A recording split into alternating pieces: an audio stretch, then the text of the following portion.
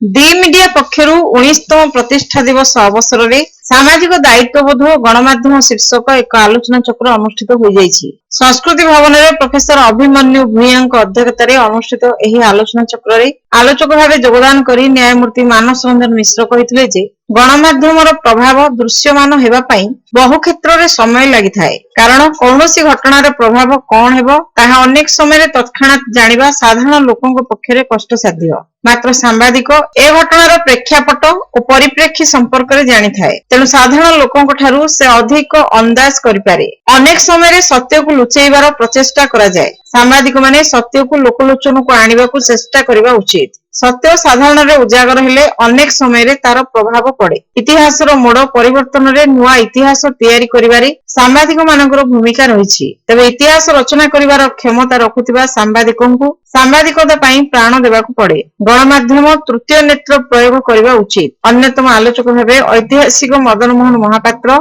आईनजीवी Pushkar Mahapatra, प्राक्तन bank अधिकारी कैलाश चंद्र साहू, शिक्षाविद विजयलक्ष्मी दास, जुग्म शासन सचिव संग्राम केशरी सामंतराय, संयोजक शिवसुंदर मिश्र प्रमुख आलोचना भाग नहीं। प्रारंभ में सांबादिक लक्ष्मी नारायण पट्टनायक स्वागत भाषण देते। सांबादिक सरोज कुमार मिश्र आलोचना चक्र आभिमुख्य वर्णना करथिले। एतद व्यतीत डॉक्टर रानू मिश्र, प्रभात चंद्र रथ, सांबादिक प्रदीप कुमार नायक, नृसिंह चरण महांती, नारायण प्रसाद सिंह, सुबोध सुबुद्धि, डॉक्टर सस्मिता मिश्र, डॉक्टर दिलीप सेनापति, विजय चरण महांती, दाशरथी महापात्र, आशालता प्रधान, भवानी प्रसाद बलियार सिंह प्रमुख आलोचना चक्र में भाग नहीं गोटे दशक गणमाध्यम अवस्था बदली जाइछि एवं डिजिटल और सामाजिक गणमाध्यम स्वाधीन नुहे बोली प्रकाश करथिले। शेषे स्तंभकार गुरुचरण दास धन्यवाद अर्पण करथिले। एबे जो प्रतिभांको आमे मंच को आमंत्रण करिवो गोटे विनीत अनुरोध समस्त को क्षमा करिवे। मझे मुके आपण मानकु डिस्टर्ब कली जेहेतु मंच रे ठाकुर को बसे चप्पल के पिंदिबानी